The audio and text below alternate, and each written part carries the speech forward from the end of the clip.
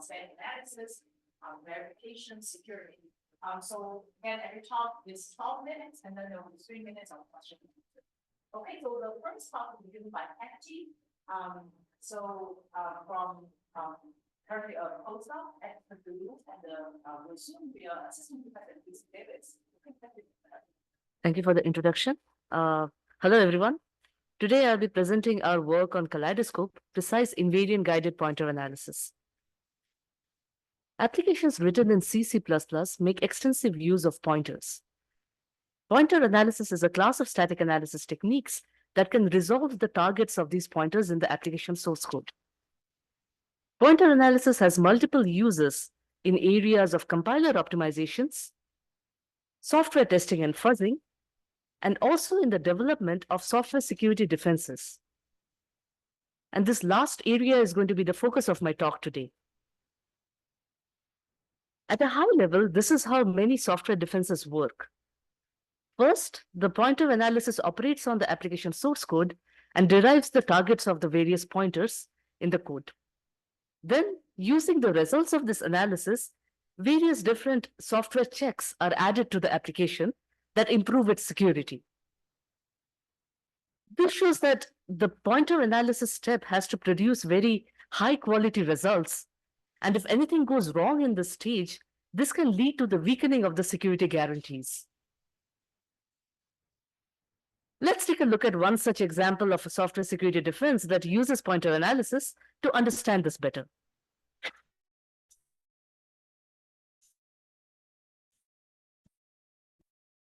Control flow integrity prevents the control flow hijacks by enforcing the valid control flow. In this example source code, there is this function pointer fp, which is initialized to point to the function SSL encrypt. After a few program statements, this function pointer is dereferenced to make an indirect function call. The pointer analysis mechanism will first analyze every program statement in the source code and then derive this points to graph. In this points to graph, every node is a pointer or an object, and every edge is a points to relationship between them. And here in the source code, because FP points to SSL encrypt, there is this edge between from FP to SSL encrypt. Then using the results of this pointer analysis, the application will be modified with CFI checks. What these CFI checks do is that at runtime, they verify that the function pointer being dereferenced at an indirect call site is actually pointing to a valid pre-computed function. And once the CFI checks are in place, even if the attacker succeeds in corrupting the function pointer, this function pointer corruption will be detected at runtime and the control flow hijack will be prevented. But there is one problem here. Pointer analysis being a static analysis technique, it is imprecise, especially for large complex code bases. And it often reports additional spurious points to relationships. For example, in this code, the analysis might mistakenly determine that the function pointer fp might also point to the function launch shell, which is very security critical, and it can be used by the attacker to spawn a new bash shell. And this imposition then leads to the weakening of the CFI policies, as additional function targets are now permitted at the call site. To evaluate the severity of this imprecision, we generated the CFI policies for the embed-TLS library using a popular pointer analysis framework, SVF. Embed-TLS is a small SSL library for embedded devices, and it has around 40,000 lines of code. And more importantly, it's very simple. However, in spite of its simplicity, the static pointer analysis concluded that across 20 sample indirect call sites, 146 functions were valid. However, when we actually executed this library and observed the runtime average of the same function targets, indirect function call sites, we saw that the average number of valid function targets was 6. And this showed that there was a severe degree of imprecision in the static analysis, and that 96% of the targets reported by the static pointer analysis were due to imprecision. And this imprecision in turn led to very weak control flow integrity policies. Let's try to understand why imprecision is so severe. Pointer analysis is an iterative process. What this means is that if imprecision is introduced at any stage of the analysis, this can cause further imprecision down the line in the subsequent stages. In other words, imprecision compounds.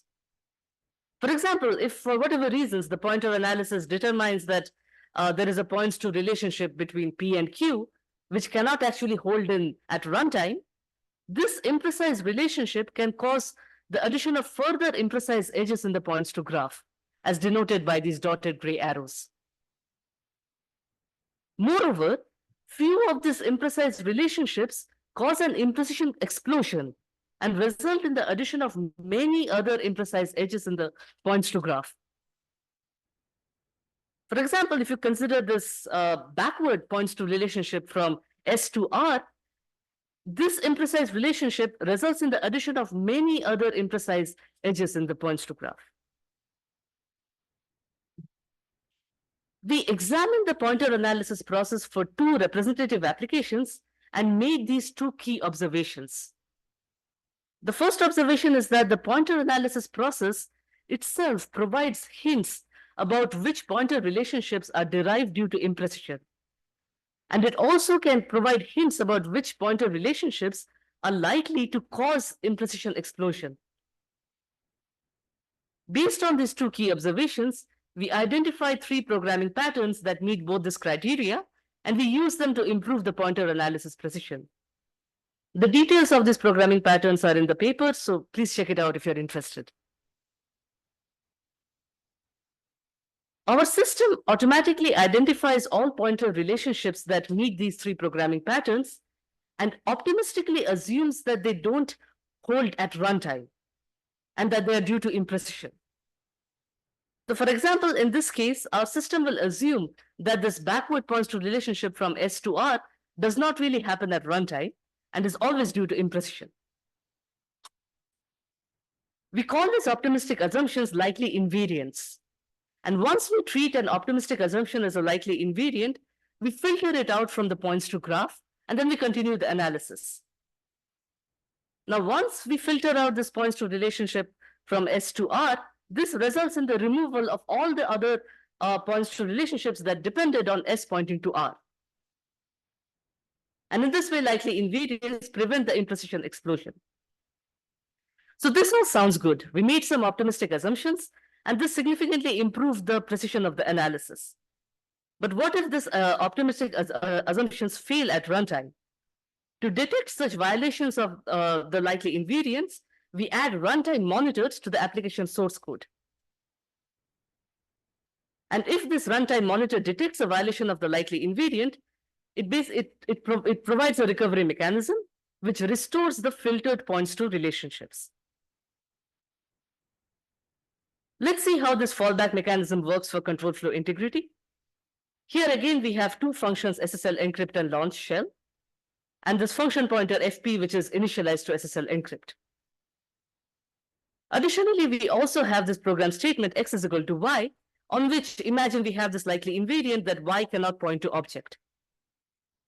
Our system first performs the optimistic analysis, assuming that this likely invariant holds, and it generates a very precise points to graph, which we call the optimistic memory view. Our system also performs the baseline analysis, where it does not make any assumptions about any likely invariants holding, and it generates the imprecise baseline memory view. We add a memory view selector that can select one of these memory views at runtime, depending on whether the assumptions hold or not. And we initialize it to the optimistic memory view. We add runtime monitors to the program statement x is equal to y to check that at runtime, y is not indeed pointing to object. And finally, the CFI checks, instead of hard-coding the actual targets, we design them to look up the memory view selected. And if at runtime the monitor detects a violation, then the memory view selector is updated to point back to the baseline memory view. We must also ensure that the memory view selector is not corrupted, and the details of how we do this are in the paper, so please check it out. We evaluated our system with 9 applications and libraries, which we hardened with our system. And here I'm reporting the percentage improvement in the precision of these applications. On average, we observed a 59% improvement in the CFI precisions, indicating improved security. Moreover, we took these hardened applications and libraries and we fuzzed it for 24 hours. And we observed that during this fuzzing session, all the likely invariants continued to hold. This improved our confidence in the selection of the likely invariants.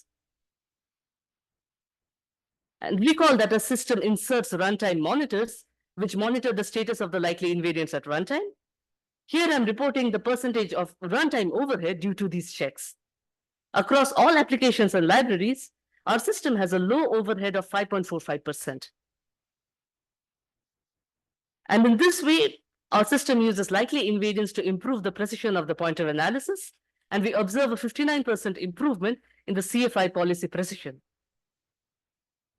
Our source code is available online on GitHub. Please check it out. Thank you. And now I'm happy to take questions.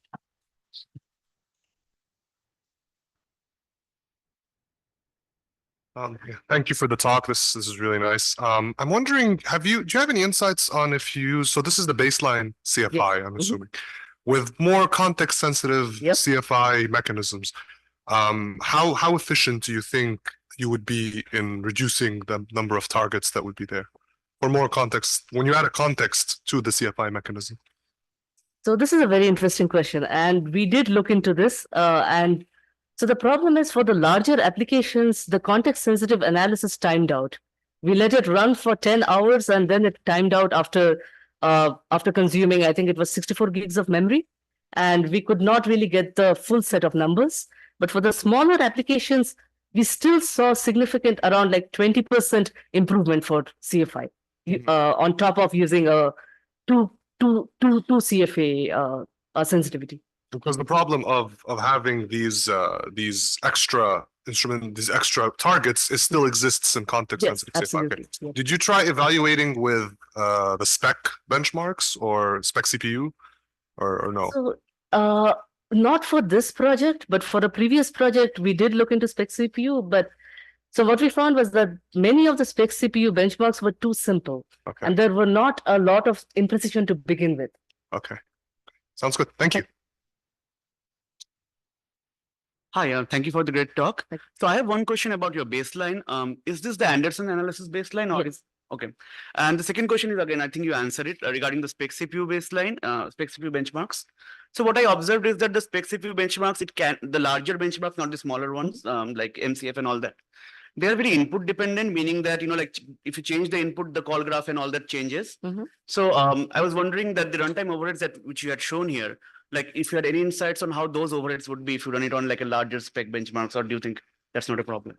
So the percentage of memory operations that we had to instrument was less than 0.1%. In these benchmarks? Or? In these benchmarks. And I imagine, so that trend held across all of the applications that we tested.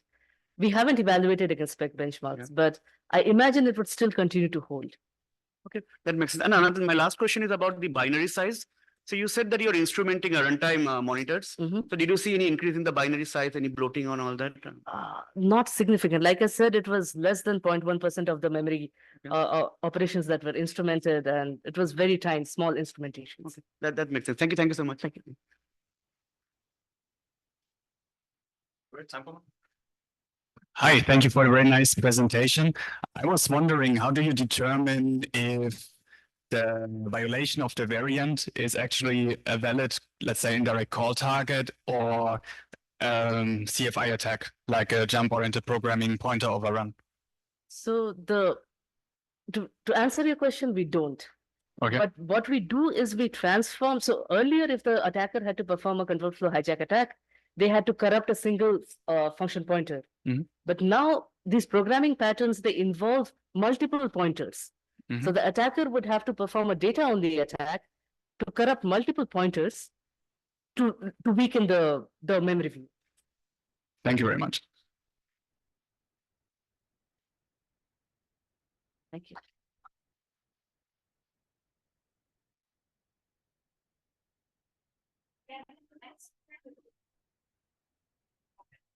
For the next benefit from UC Berkeley, HDMI and audio. Audio.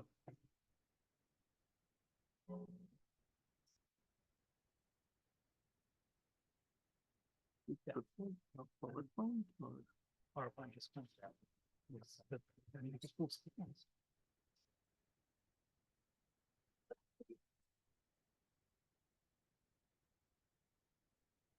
All right. Hi everyone. I'm Adwait from UC Berkeley, and our work is titled Lifting Microupdate Models from RTL for Formal Security Analysis. So suppose you want to verify a piece of sensitive software, such as a cryptographic library, for the presence of a vulnerability like Meltdown. Now, these vulnerabilities operate over structures like caches. They exploit timing side channels to leak sensitive information to the attacker or adversary. So you might consider verifying software against an ISA level model of the hardware, but the ISA doesn't include any microarchitectural semantics. And so we must dive deeper down the abstraction stack. RTL microarchitecture, on the other hand, is extremely complex, which makes verification of software directly against RTL costly and likely not to scale. So a middle path that's adopted by previous work develops abstract models of the microarchitecture and then performs verification against them. So where do these models come from? A verification engineer typically needs to inspect the RTL manually, identify relevant microarchitectural signals, and then define semantics for these signals. This is time-consuming, it's prone to inaccuracies, especially given the complexity of RTL. And so we ask, can we automate this? In this context, we propose two contributions. The first one is an abstract modeling framework, which we call the microupdate model. This captures a slice or a subset of the RTL. And then to reduce the effort in generating these models, we propose an automatic way to generate microupdate models from RTL. And we call this lifting because it raises the level of abstraction. So let's consider the pedagogical example of a load buffer cache that's sitting between the core and the memory. This cache is going to cache like loaded values. And then on a subsequent load, if the address matches with an entry in the cache, then you're going to replay the value. If not, then you need to make a new memory request. Given the large memory latency, you have a timing difference between these two outcomes, and the former executes faster than the latter, and then this timing difference can be exploited by an attacker. So a security analysis that's checking a piece of software that's operating on this microarchitecture needs to take into account this behavior of the load buffer cache. So recall that what we want to do is we want to come up with this model that's less complex than the RTL and yet maintains relevant microarchitectural state. In our example, this would be the state of the load buffer cache. The microupdate model, which is our abstraction, does this by identifying a subset or a design slice of the RTL, which we call signals of interest, denoted as S here. And so if the RTL contains a lot of detail, including the FPU and other microarchitectural units, our model will only consider a subset of the RTL, which is the load buffer cache in this case. The second component of the microupdate model are what we call microupdates, which are imperatively defined operations or functions that operate on the signals of interest. The third component are guards, which are Boolean conditions or predicates, and these define when a particular microupdate is invoked or triggered. So every microupdate has its corresponding guard. The microupdate model executes at every cycle. The guards are evaluated, and if a guard evaluates to true, then the corresponding microupdate is invoked. So the property that we desire from the microupdate model is what we call S equivalence. So recall that S is the signals of interest in the model. And what S equivalence essentially says is that cycle-wise functional behaviors of the signals in the set S should match between the model and the design. So effectively, if you project traces from the model and the design to the signals in S, then those projections should agree with each other. What we get with S equivalence is a property that we call NI or non-interference soundness, And so what the soundness property says is that if any property, any non-interference property defined over the signals of interest S holds on the model, then it also holds on the original RTL design. So if you perform analysis with the model for getting the RTL design, then you have transferability or soundness guarantees with the original design as well. So the overall goal is to come up with a technique to generate the microupdate model that I discussed, given RTL. So RTL on the left, microupdate model on the right, and then we want these to agree with respect to the signals in S. For our approach, we assume an additional input, which is a library or a set of microupdates that feeds into this flow, and then which I'll talk about in a moment. And so now I'll talk about like the high-level synthesis or model generation approach. We begin on the left with a bunch of programs. These are binary programs and the microupdate library that I mentioned earlier. We simulate these programs to get a whole bunch of traces. And then we have two main phases to our synthesis approach. The first one is candidate MSET generation, and the second is guard synthesis. The result of these two phases is a model that can be checked for equivalence with respect to the RTL design.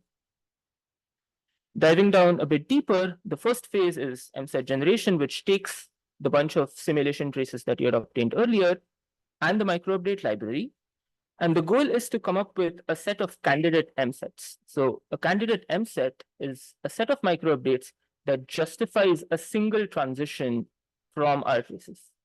So to give you an example, if we had two microupdates, F and G, and then we had a trace in which a variable X was 4 at time step T and 8 at time step T plus 1, then we would say that G is a valid candidate.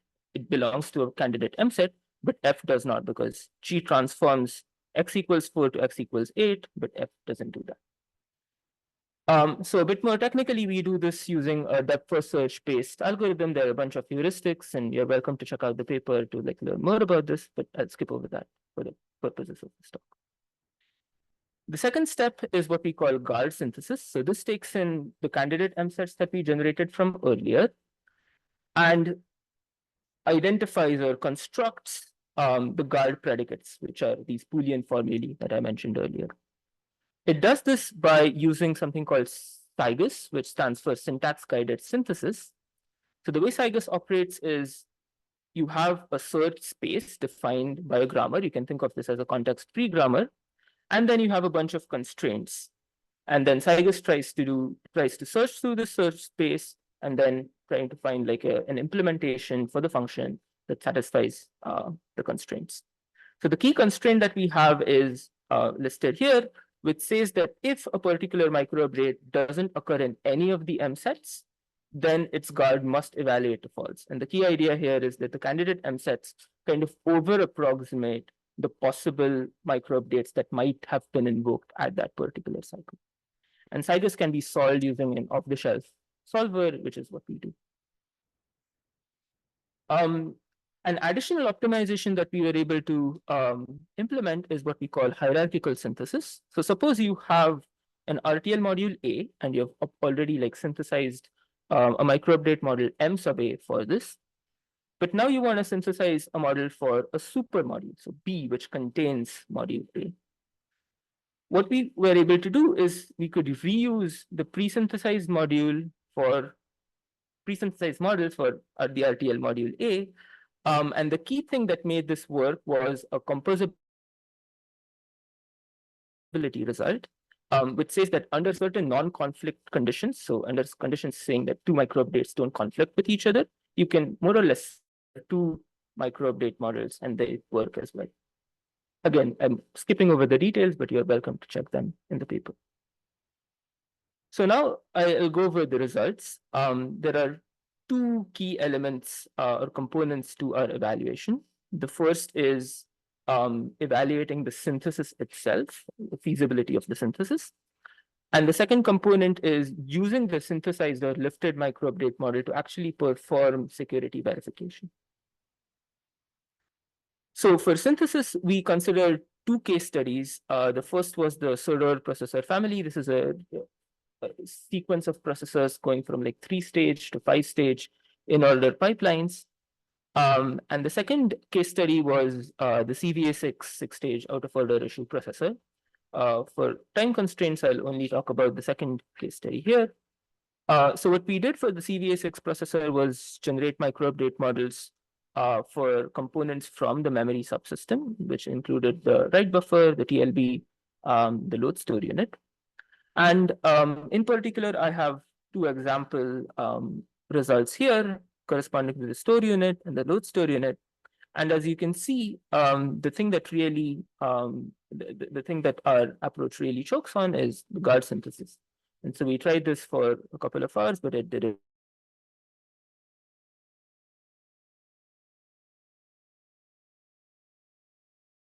What we did was we used the pre-synthesized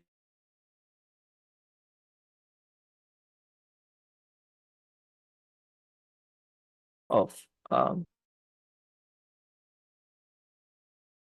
the store unit. And then this allowed us to synthesize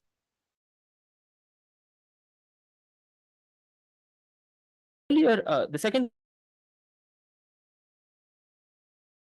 component of our evaluation was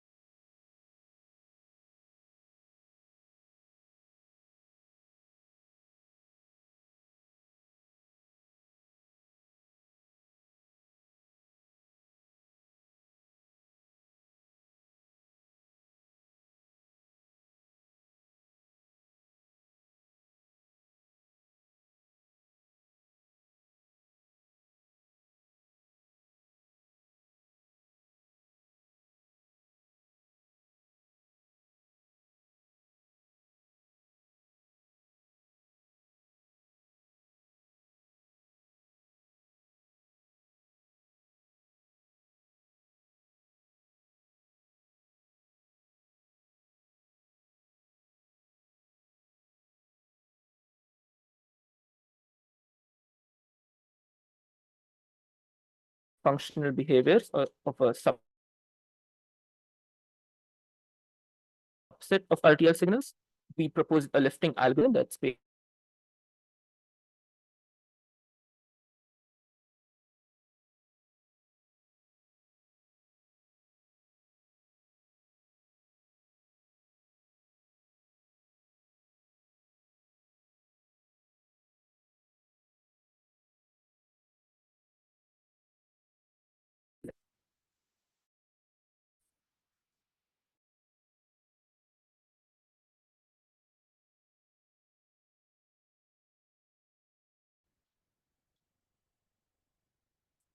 I'm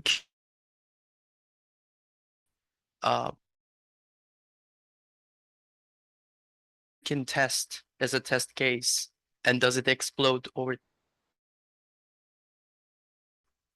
longer cases? I think so. I mean, how many instructions In the security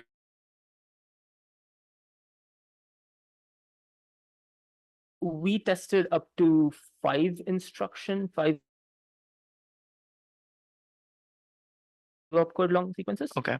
But I think potential for this to scale to the order of tens of instructions, if not probably not hundreds of instructions. But the key point here is that the critical aspects of any vulnerability in the core gadget, a few instructions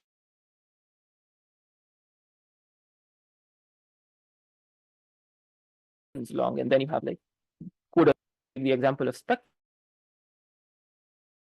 it's really like a branch instruction which initiates deletion, and then 2 loads where the second load acts on the value from the. So you have a full model of the system, and there's Yeah. Yeah. So just to quickly answer your question, up to 10 instructions, I think reasonable. But beyond that point, like 1 hour of verification time. So it's. Thank you. Sorry. Let's take this offline. Okay, the next part is from Vadim. This is a temporary. Mechanised semantics. And the audio, please.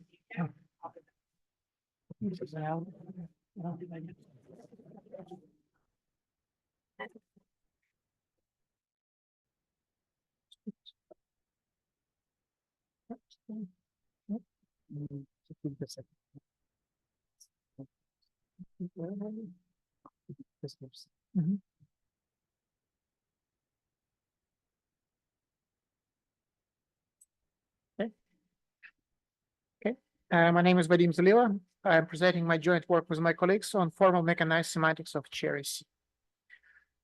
So memory safety bugs continue to be a major source of security vulnerabilities.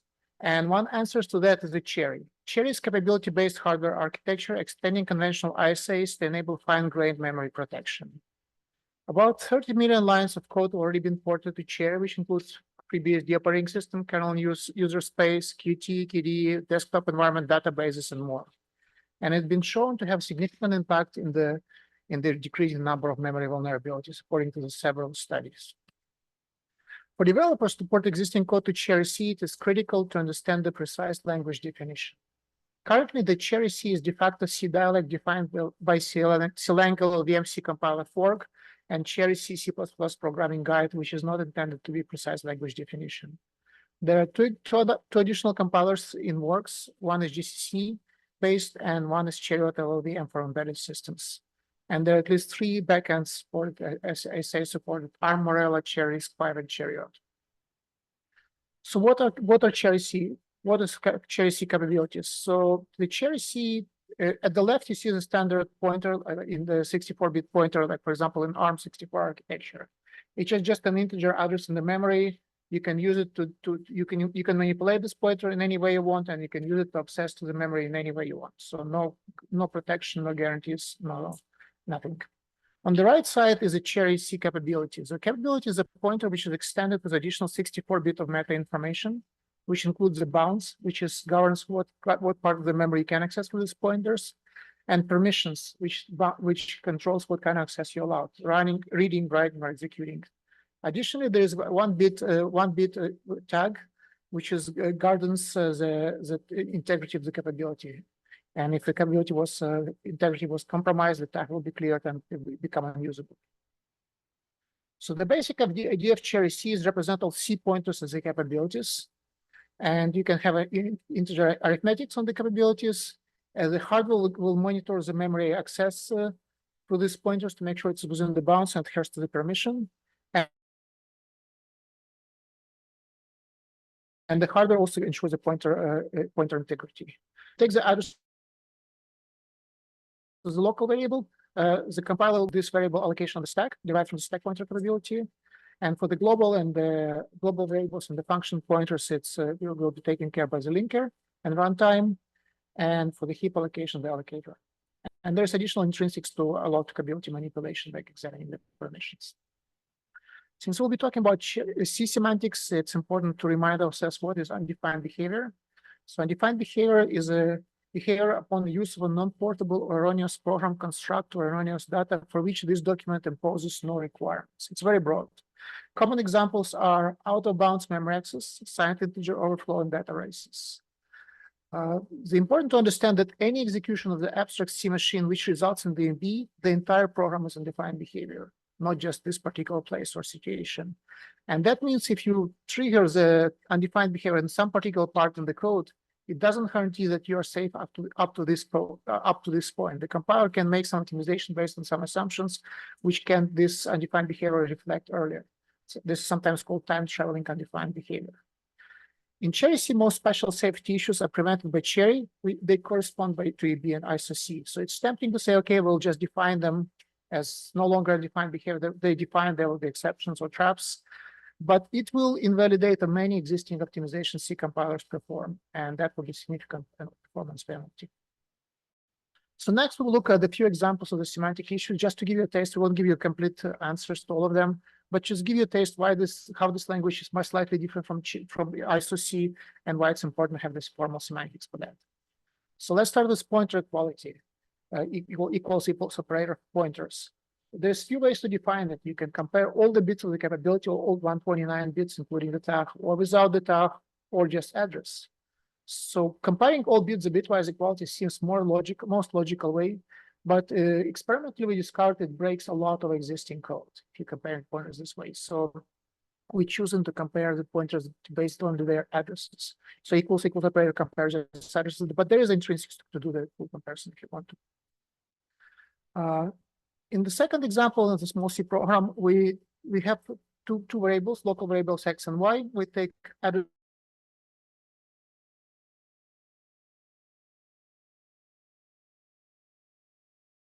ISO-C is constructing the pointer, which is one pass of the memory of its allocation. It's legal. However, writing to it, accessing it, it's undefined behavior. What the most compilers will do, they will just disregard it. They choose to handle this undefined behavior by just writing this out of bounds, and that will be causing memory corruption. In CHERI, when you take the address of X, it will return the capability which exact bounds of the stack slot allocate spanning of X. You can offset it. You can add address to it, size of print to it. It will change the address part of the capability, but the bounds will still remain the same. So then at line 3, you try to write using it.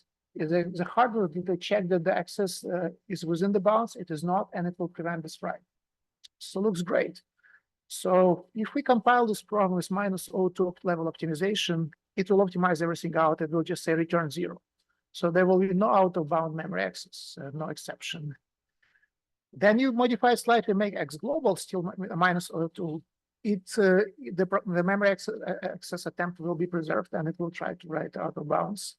But if you do bump optimization level to -03, the problematic write will be removed again. And all this optimization, they're all legal optimization, and they must be. Second example, we take the pointer to a pointer, and we modify the 1 byte of the pointer itself. We can build in CHERI.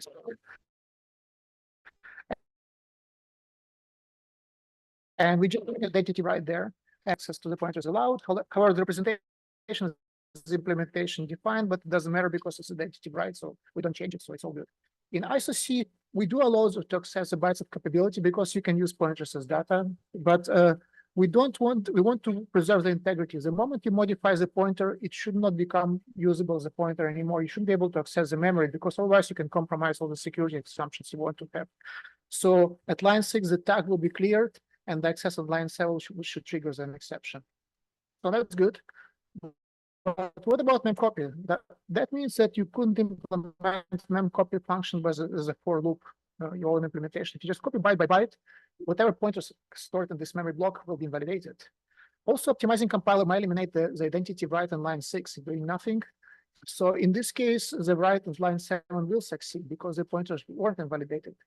And finally, what should invalidate the capability? Just attempt to write it or changing the value? Because here we don't change the value of capability, which is the identity write, but we're attempting to write it. These kind of questions we have to answer in the semantics of CHERI. So final example is in PTRT type, which is also capability, integer representation of the pointer. So we take two addresses of two variables, we can cast them to NPTRT, and we add them into different order, A plus B and B plus A. So in ISO-C, it's a very clear cat. It will be the same value. C0 and C1 are equal and interchangeable. In CHERI, because their capabilities, when you're adding them, obviously you add the addresses, the values, but you should choose what would be the bounds and the permissions of the resulting capability, and you have to derive it from one of them. You have to choose from which one, and this rule needs to be defined. So left-hand side seems to be reasonable assumptions here. So, but there is consequences. So C0 will be equal C1. They have same integer value, but they will not be interchangeable. They will have different bounds and different permissions will be the same in this case. Also, there is something called non-representability. Then not all the values, not all the combinations of bounds and addresses can be encoded because the capabilities are using encryption to limit the size. And C0 or C1 could be not representable, while other will be representable. And finally, if here we're adding to impTRT, if one of them is other integer type, there's integer conversion rank value rules and implicit cast, we'll cover and all that. It's all have to be defined how it works capabilities. So this is just a taste of few semantics issues which have been discussed in the paper and resolved. There are quite a few more we have to deal with, and some of them are listed on this paper. So we defined executable CHERI semantics to codify this issue, codify these decisions, and we based on the Cerberus. So Cerberus is ISOC executable semantics developed at Cambridge by my colleagues, and it works with the elaboration. It takes C program and it elaborates in the lower level language called core language. In this language, you make all the implicit rules, undefined behaviors, checks, which present typecasts, which present in ISOC, we make them explicit. And if, for example, if there is there's bounds check, there's integer overflow check, etc. The part of this memory, the part of the semantics is the memory model, which is model which governs access to dynamic memory and pointer manipulation. So most CHERI C adaptations were in the memory model. And we choose to implement the memory model in POC. The rest of Cerberus is implemented in OCaml because we wanted to prove some stuff about the memory model. But what we do, we extract this memory model back to OCaml, we link with Cerberus so you can have executable semantics, you can still run the programs. And we're using Morella capabilities format. Additionally, we developed a test suite of 94 tests with different tricky aspects of CHERI C semantics. And we tested against Cerberus, our executable semantic, and all existing compilers with different optimization levels. We examined not only the results of the execution of the programs, but also the compiler errors. Not all the programs are should compile without errors. No major incompatibilities found. That's a good news. About 8 issues in CLang and 5 issues in GCC. Some of them are already known, so that's a good news. So where we can go from there, we can. We're doing some proof about formal comparison of CHERI C memory model with ISOC plus PNV AUDI pointer provenance. And we work on the formalization of cornucopia, also presented at this conference later today. Please attend. And we're going to do some proof of temporal safety. More interesting ideas for the time of present here is somebody can tackle proving additional properties of CHERI C memory model. Now we defined it in COC. It also will be interesting to define the semantic of the core language, because that will allow us to reason about the programs. Now we can only reason about memory model. And finally, if somebody wants to extend the CHERI LLVM semantics, existing volume semantics with CHERI stuff, we can reason about the compilation, about existing final code. Read the paper, you can play with executable semantics, run the program, see errors, execute them. All the source on GitHub. Thank you.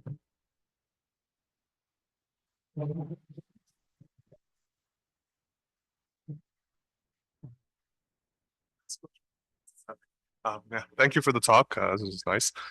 You mentioned very briefly about the temporal safety. So are the plans to incorporate some mechanism, because I know that CHERI doesn't have a mechanism for temporal safety now.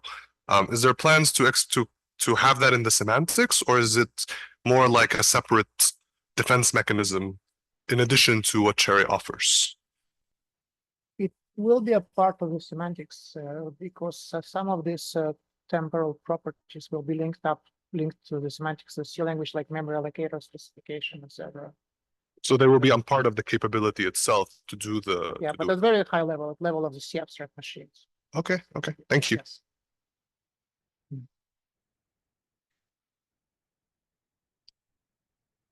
Okay, basic question.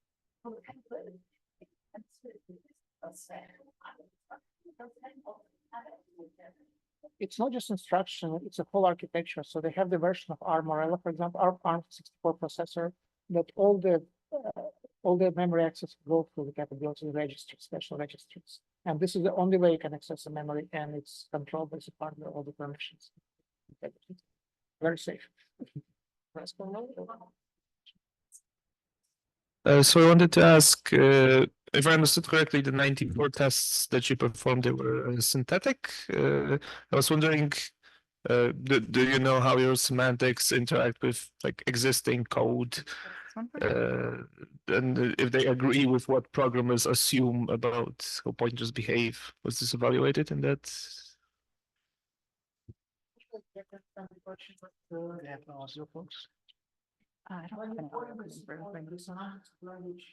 Slightly changed, you have to modify it. The model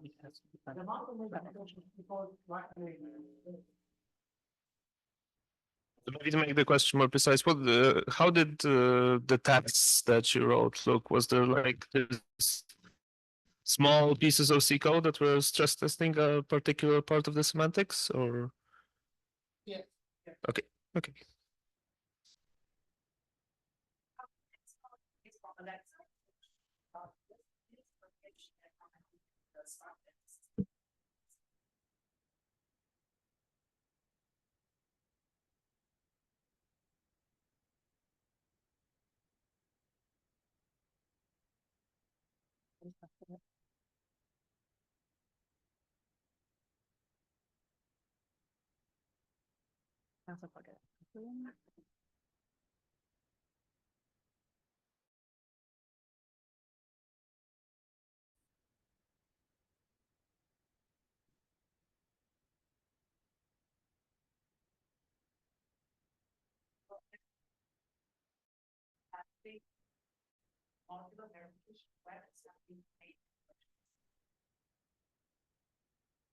Maybe.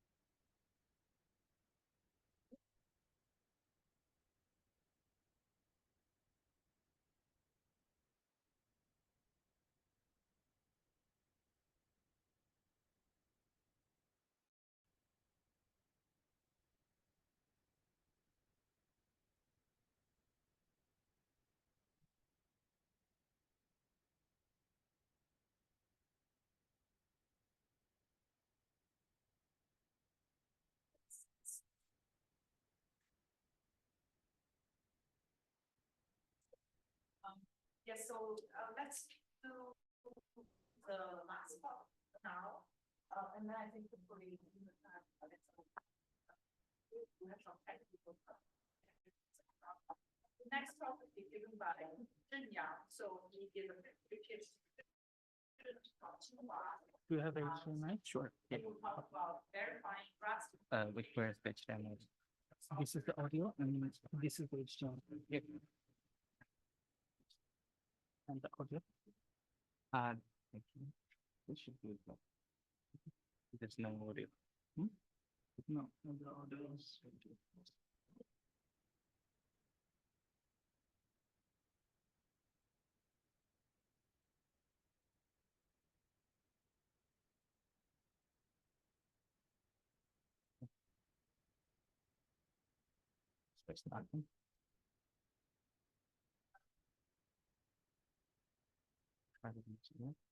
Yeah, give me a second. I should be working here.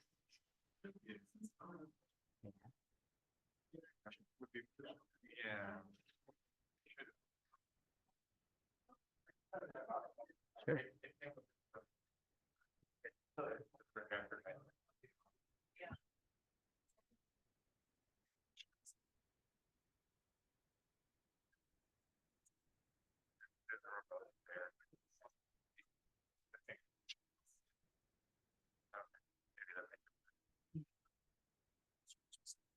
This shows up here, but not there.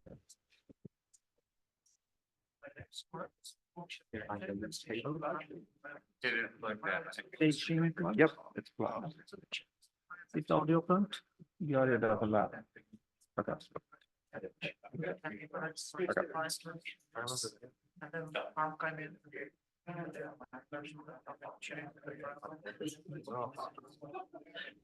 See you send it, Alexa? Okay. And he asked me a question yesterday. I appreciate it now. I do wanted to clarify that we do support pointer arithmetic, but we do not support the integers are not integers in a sense. So if you convert to an integer and you convert back to because the calc is full of bits, converting it to an integer changes the actual integer. So I just wanted to clarify. I guess that works. So you want to try? I agree. That's yes, because it's kind of with CHERI, I think the capability separates what they are, but with the pack, it's all the raw address. So that's the difference. So I agree. Yeah. Oh. I might email you after I read the thing. Okay. Thank you. Great. Thank you for your patience, everyone. Cool. I'll go ahead and, I think, is it my click?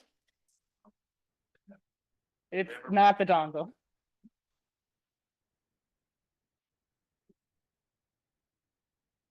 Some preferences and sometimes it's. Let's see if it's better.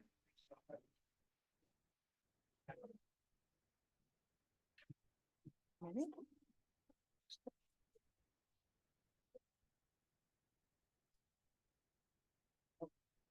It's the correct. Right. Frequency on your system preferences sometimes.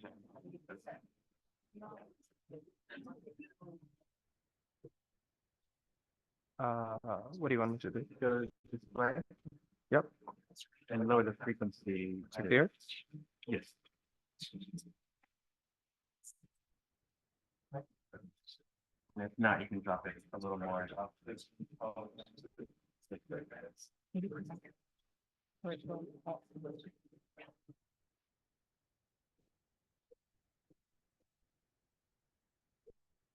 Stable. Okay. Do you want presenter view? Or you're good? I can just do it. It's fine. Cool. Okay, great. I'll try to wrap up time here. So, hi everyone, I'm Alexa Van Hattem. I'm an assistant professor at Wellesley College. This is joint work with folks at CMU, Fastly, and Cornell, and I'm excited to talk to you about the work we've been doing to verify instruction selection in a WebAssembly to native compiler. So the context here is that edge compute and function as a service systems really want to be able to run have low latency for small pieces of code, and traditional isolation mechanisms like VMs and containers are too slow in this context. Cold start and context switching is too expensive. So lots of modern systems have switched to using language-based isolation with WebAssembly, a portable bytecode format that guarantees some certain security properties. So the core idea here is really that multiple WebAssembly modules how to run WebAssembly, which has a 32-bit instructions for loads and stores in a native address space. We need to be able to do instruction selection to run this within a single operating system process in a 64-bit virtual address space. So fundamentally, we can either do this by inserting bounds checks, or what modern systems tend to do is to rely on guard pages and the limited size of the 32-bit address space in order to convert this to run multiple WebAssembly modules within the same process address space. But fundamentally, this relies on instruction selection to be correct in order to maintain these security properties. Instruction selection, though, is a broader problem. So we focus on Wasm crane lift compiler, which, while was originally designed for WebAssembly, is also used as a general purpose native code generator, including as an alternative backend for Rust.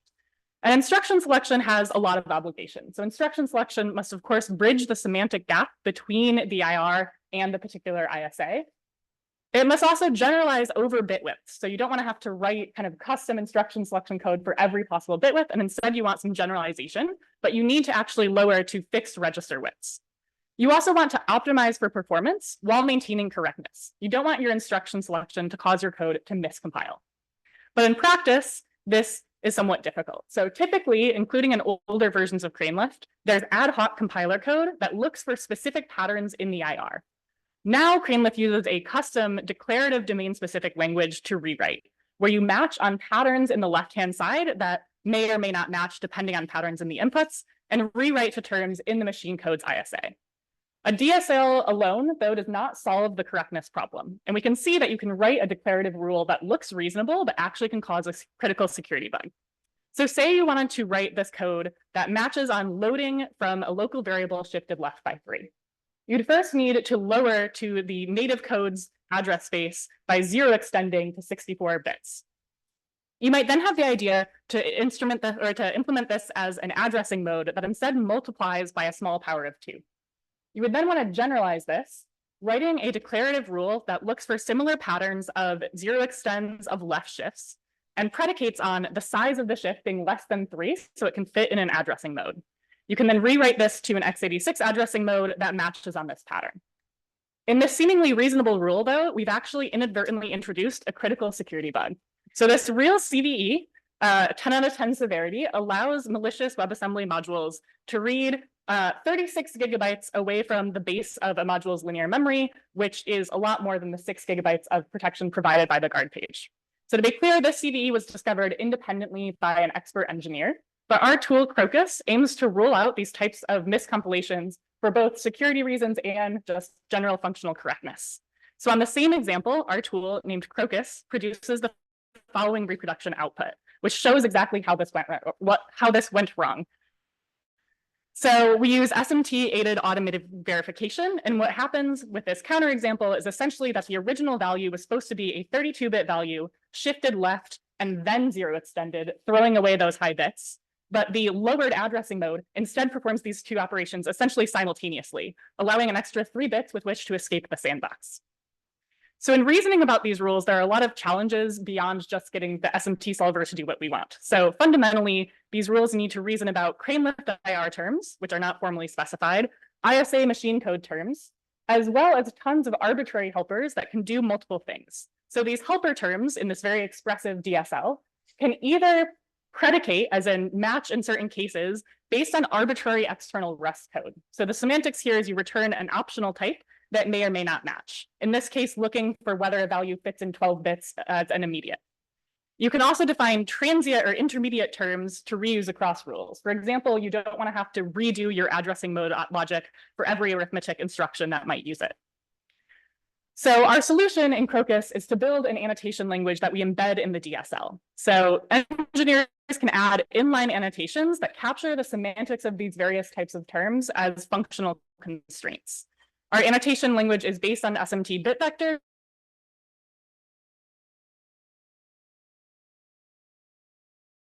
and judgments.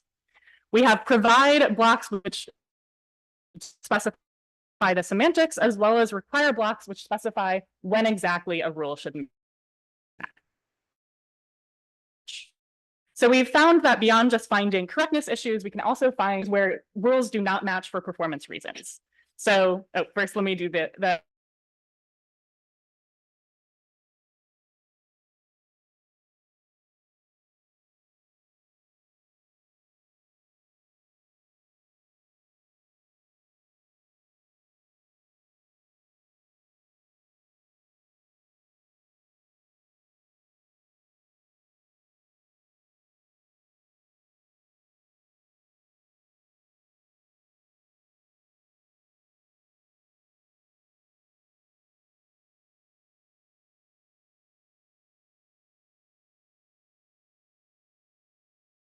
that don't apply when they should by checking this concept of applicability.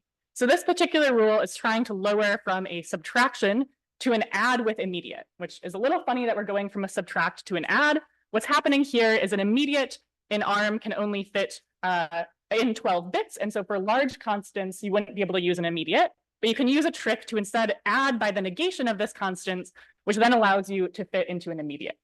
The problem, however, is the external Rust code that implemented this, combined with the compiler IR invariant that narrow constants should be 0 extended, functionally meant that what this rule did was took a 0 extended value and then negated it producing a value that always had ones in the upper 32 bits, for example, meaning this would never actually be able to fit into 12 bits. So fundamentally, this annotation and our applicability check found that this rule never applied in practice, and we were able to rewrite it to a version that does, which has since been upstreamed. So I don't have time to go into our full results, but in summary, we reproduced 3 known bugs, including the historic CVE that I showed originally.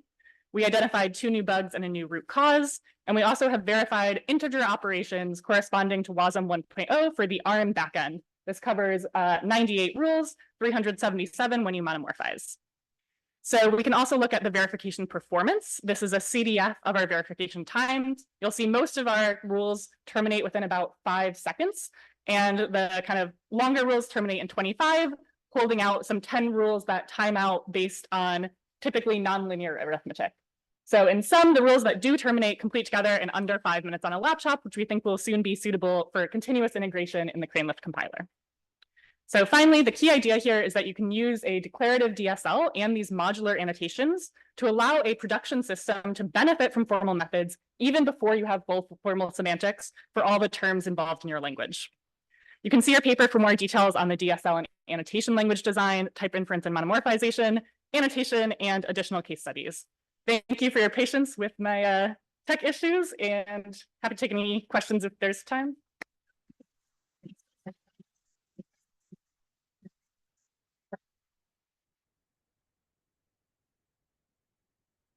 Thank you so much for the talk. I'm Thomas from Northwestern. I was wondering, you have there that you covered 98 rules with your integer operations that you have.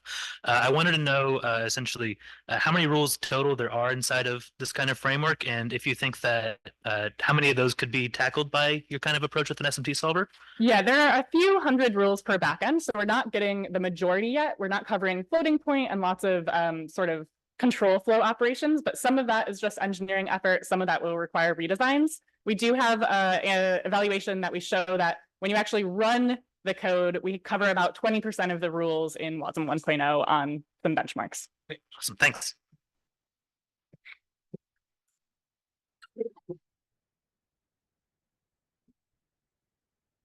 Last couple of sessions,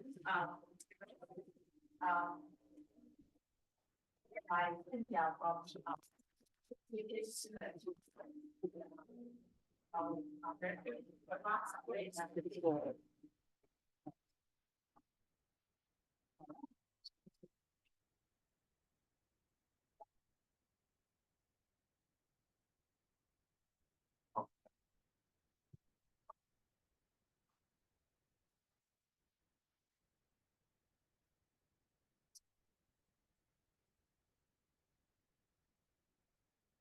Okay.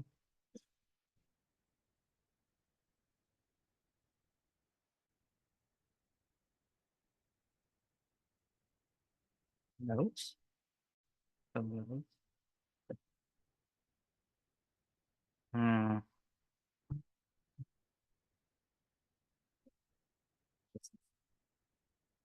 Okay, hi folks. I'm Cheang, and this is a joint work by Tsinghua University and Group 30K and Chinese Academy of Sciences. So basically, trusted execution environments, or TEs, are the cornerstone of confidential computing. They protect sensitive or private data from malicious environments, such as the privileged operating system, by putting them into isolated environments called enclaves. So they have been implemented in hardware, but to enable easier updates, they can be implemented in software, such as a software enclave hypervisor in the paper title. Yet bugs in their implementation can break isolation. So a key property of TEs is spatial isolation, where the private memory of an enclave cannot be accessed by other enclaves or the untrusted privileged operating system. For example, software enclave hypervisors must handle hypercalls correctly, otherwise a malicious enclave can install buggy page table entries to access others' data. So the software enclave hypervisor in our work is hyperenclave. The focus and goal of it is to achieve spatial isolation for the enclaves. It has been deployed at the end group. So to ensure memory safety, it's implemented in Rust, which is a language that offers a memory safety by design. Existing systems such as Redleaf, Talk, Apache Tcleaf are implemented in Rust for memory safety. Still, memory safety is not enough to guarantee spatial isolation. Other bugs especially incorrect manipulation of page tables can break isolation as well. To ensure the system is free from such bugs, which is not covered by the language, we use formal verification. So formal verification uses formal logic to prove that a piece of software satisfies properties in the form of its specification.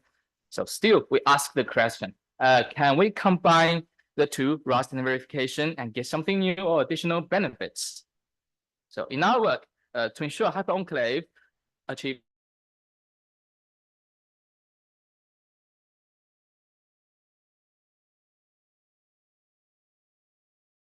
to help with our verification. So the element of Rust in hyperenclave actually helps verification in contrast to verifying non-memory safe systems. To verify hyperenclave, two major challenges need to be addressed. The first comes from the language itself. To model hyperenclave's behavior, we must model the language semantics of Rust. However, if we were to do it at the surface language level, we would be overwhelmed by language details such as macros or various syntactic sugars. The LVMIR or the assembly are not quite good choices either, as they are too low level, they don't have objects and don't offer memory safety.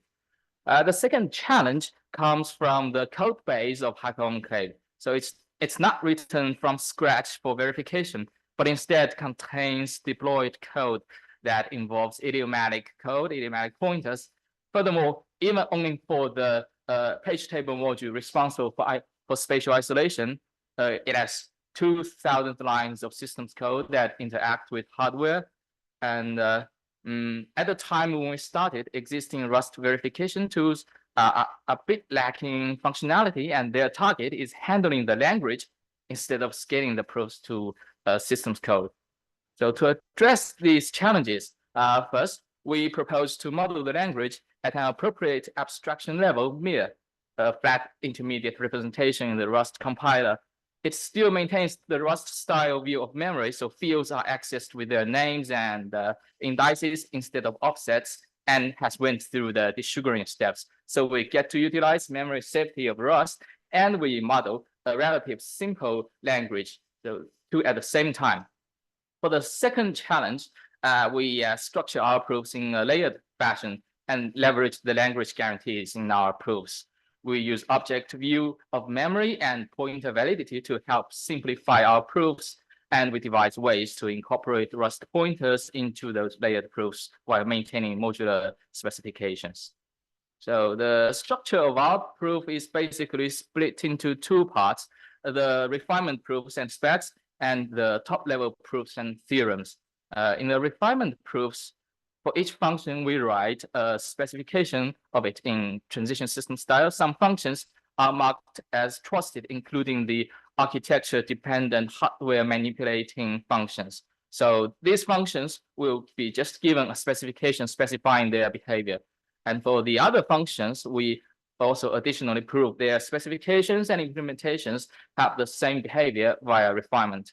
In the top-level proofs, we aim to prove a non-interference theorem involving the enclaves that imply confidentiality and integrity for them. We also observe, of course, during the proof, the language guarantees can help with our verifications during the refinement proofs. So the first part, the refinement proofs, it basically involves two aspects. The first is defining the abstract system states for the specifications to operate on, and it should not concern itself with the layouts of objects in concrete memory. For example, it just contains frame allocation information, page tables, etc., but not the exact layout. Also, second, for the specifications, they specify the function effects by the updates to the abstract states, and for each non-trusted function, a refinement is proven with its implementation. So to use language safety to help with our verification, our first observation is about the representation of memory. Traditionally, memory is modeled as a flat array of bytes. However, this requires us to handle tricky details such as pointer aliases and pointer arithmetic, as there's not an obvious correspondence between an integer and the object. However, if memory safety is guaranteed, then memory can be modeled as a collection of objects, so we can get rid of those tricky details. So in this representation, to address objects, we don't use integers, we can use pods. which is basically like a sequence of indices. For example, traditionally to locate foo.bar.1, we use an integer, but now with parts we can use this part, so it's like the object with this list of indices. Okay, and the second observation is that we can skip the pointer validity proof obligations. This is in contrast with verifying C, which requires each pointer occurrence to be accompanied with a validity proof about it. As we have memory safety from the language, we just skip the proof obligation. So specifically, this is done by defining drop operations as no ops. So we reason about the objects, the references, without worrying they can get freed. And also another contribution is handling the Rust pointers while using layered proofs for hyperenclave. The reason we use these layered proofs is that they offer encapsulation and we can write modular proofs with them. This specifically means that proofs or specs from upper layers do not need to concern themselves with the memory layout representation details in the lower layers, but they just interact with the abstract specification over the abstract states. So for example, upper layer, they see a linked list, they see it as a const neo abstraction, and all the pointers are gone. The approach is that each layer just hides a part of the concrete memory layout into the abstract state as shown in the figure. However, hyperenclave is in idiomatic Rust, so there are pointers that inevitably cross layers. For example, if a struct spans multiple layers, then the self pointer for that will cross those layers. Such pointers are a trouble for our modular verification. Verifying them, particularly from the upper layers, requires the memory layout, which has been hidden by lower layers.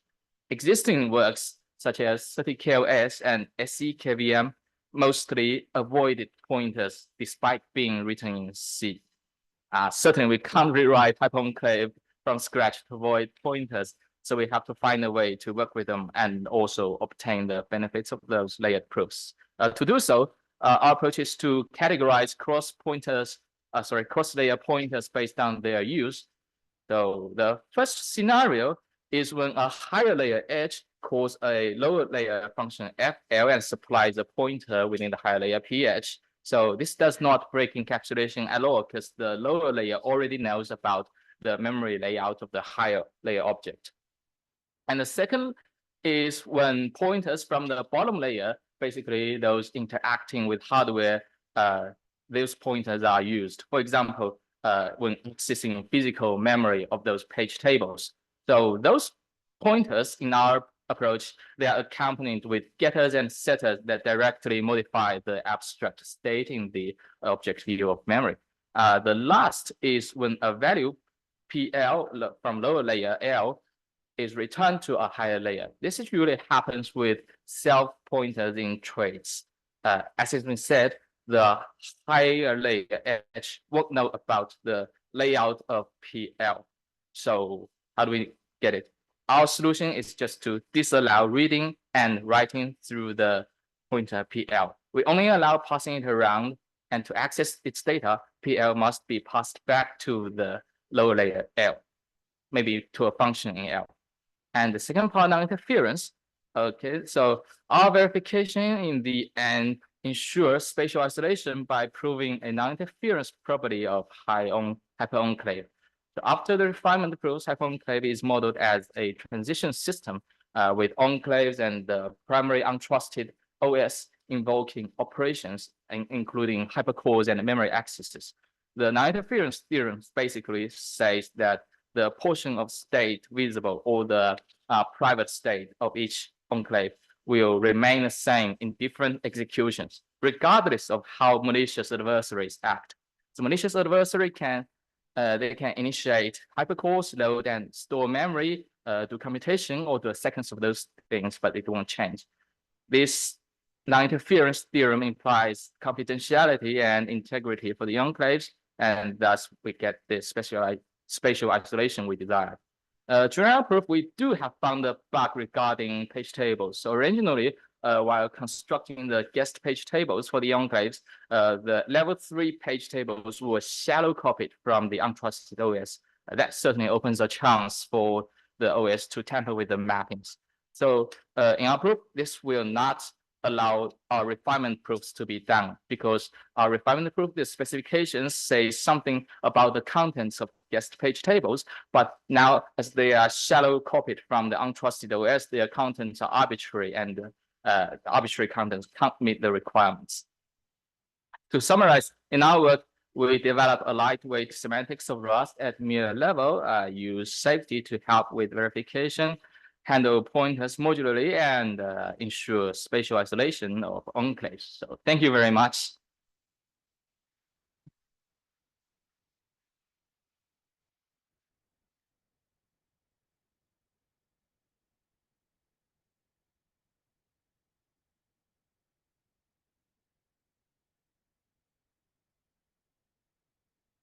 Hi, thanks for the talk. I have a very naive, possibly stupid question. So are you taking code written in Rust and just translating it into a proof assistant, or how exactly is this bridge happening with the lightweight semantics? So we are working with Clarke, so we basically import the Rust code into Clarke, right? Yeah, so basically you need to have a Clarke file containing the Rust code, which we just modify the pretty printer within the Rust compiler. You know, in the past they used to print a human readable form. Now they print a Clarke file. Okay, got it. Thanks. And do you have any concerns or plans around ways of stabilizing that bridge? Like, if you do this proof, then are you compiling the Rust code through this other channel, and any ways to deal with possible inconsistencies there? Yeah, that would certainly be good as it increases our confidence, but I don't think that is feasible. Just by doing that, we're basically doing a certified compiler for Rust. Yeah. Okay, that makes sense. Thank you. There